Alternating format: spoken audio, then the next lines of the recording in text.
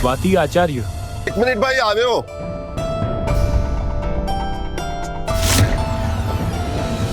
સ્વાતિ માટે છે? હા. કોણે મોકલાવ્યું? એ મને ખબર નથી, કેમ કે હું ડિલિવરી બોય છું.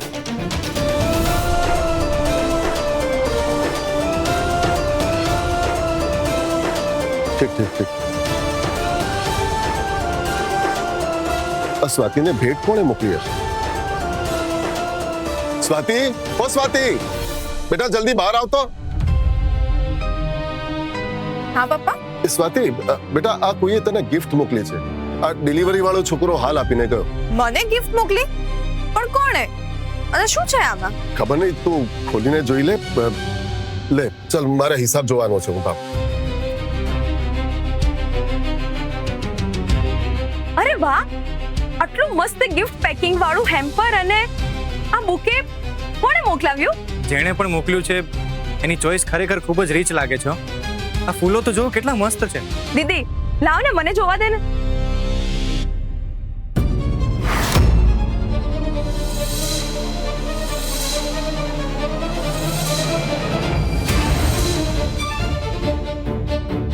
અરે દીદી, આ બધું મોંઘી ચોકલેટ્સ અને પરફ્યુમ છે.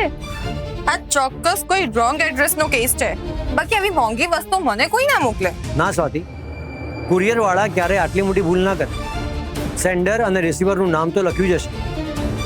પણ આમાં તો ક્યાંય મોકલનારનું નામ લખ્યું જ નથી. Let me check.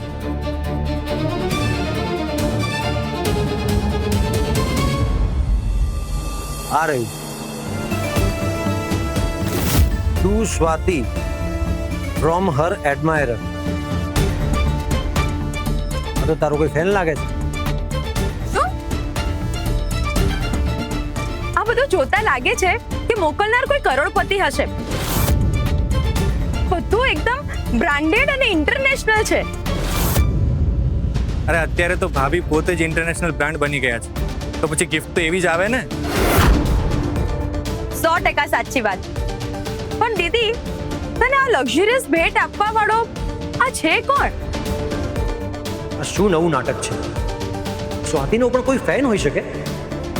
આટલી જિદ્દી, ઝઘડાળુ અને અહંકારી છોકરી પાછળ કોણ પડી શકે? સ્વાતિએ મને ક્યારેય એના પાસ્ટ વિશે કંઈ જણાવ્યું કેમ નથી? કોણે મોકલ્યું હશે એને આ બધું? એને જ પૂછવા. સ્વાતિ, મારે અત્યારે જ તારી સાથે વાત કરવી છે. ચાલ મારી સાથે.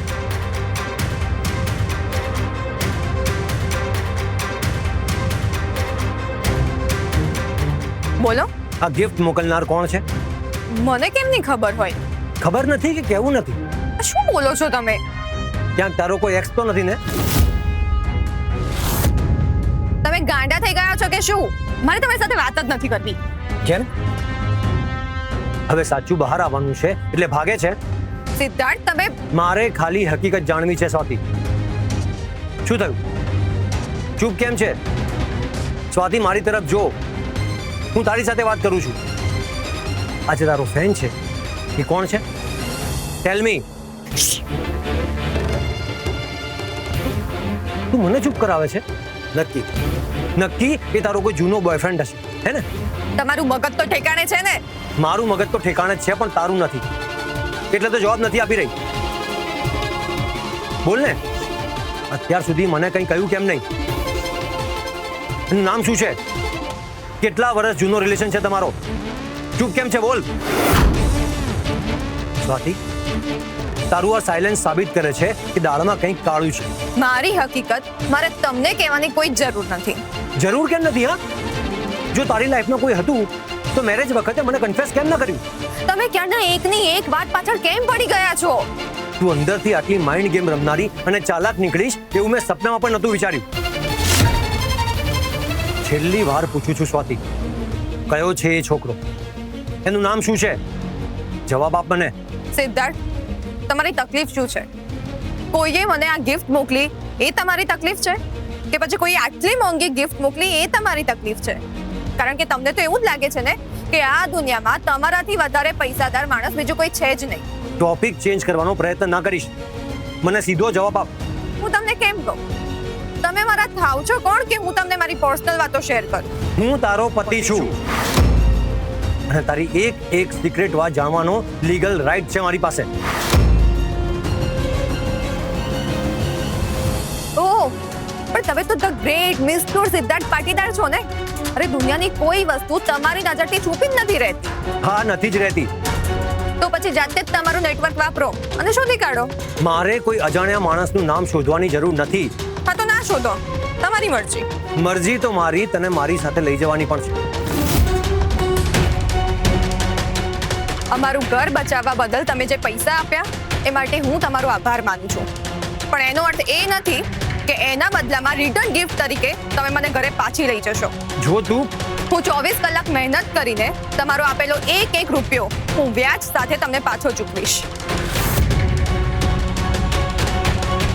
સ્વાતિ ક્યાં ભાગે છે? ઊભી રહે. તારે મારી સાથે ના હોય તો કઈ નહીં, પણ એ છોકરાનું આખું નામ આપીને જા. મારે કઈ જ નથી કહેવું. ઠીક છે, જા. હું જાતે છોકરાનું નામ શોધીને રહીશ. All the best mister Patidar. મને સમજે છે શું? અરે હું સિદ્ધાર્થ પાટીદાર છું. શું હું એ છોકરાની લોકેશન ટ્રેસ નહીં કરી શકું? હવે મને સમજાય છે કે તું કેમ મારી સાથે પાટીદાર હાઉસ પાછી આવવા માટે તૈયાર નથી થતી. અહીંયા રહીને છુપી રીતે તારા પેલા જૂના અત્યારના પ્રેમી સાથે સમય વિતાવવો છે, હે ને? ભાઈ આ શું કરો છો? સાંભળ્યું ને તે? સાંભળ્યું ને સ્વાતિએ શું કહ્યું? મારે જાતે એ છોકરાનું નામ શોધવું પડશે. મારી પાસે બીજું કોઈ કામ તો છે નહીં. અરે હું સિદ્ધાર્થ પાટીદાર છું. હવે હું જઈને એ છોકરાનું નામ શોધીશ. ઓહ મારા અતિ ઉત્સાહી જીજાજી, તમે છે ને ખાલી લડવામાં જ માસ્ટર છો, બાકી ઉપરનો માળ ખાલી લાગે છે. એટલે તું કહેવા શું માંગે છે? મારા મગજ નથી એમ? તો શું, દીદીએ જરા કમથું કહ્યું અને તમે સાચું માની લીધું. એ કાર્ડ ઉપર ચોખ્ખું એડમાયરર એવું લખેલું છે. એટલે શું ખરેખર તમને એવું લાગે છે કે સ્વાતિ દીદીની લાઈફમાં કોઈ હોઈ શકે? અરે સ્વાતિ દીદીએ આજ સુધી કોઈ છોકરા સામે આંખ ઊંચી કરીને પણ નથી જોયું. છોકરીઓ કોઈ હેન્ડસમ છોકરા ઉપર મોહી પડે ને એવા કોઈ જ નખરા દીદીએ આજ સુધી લાઈફમાં નથી કર્યા.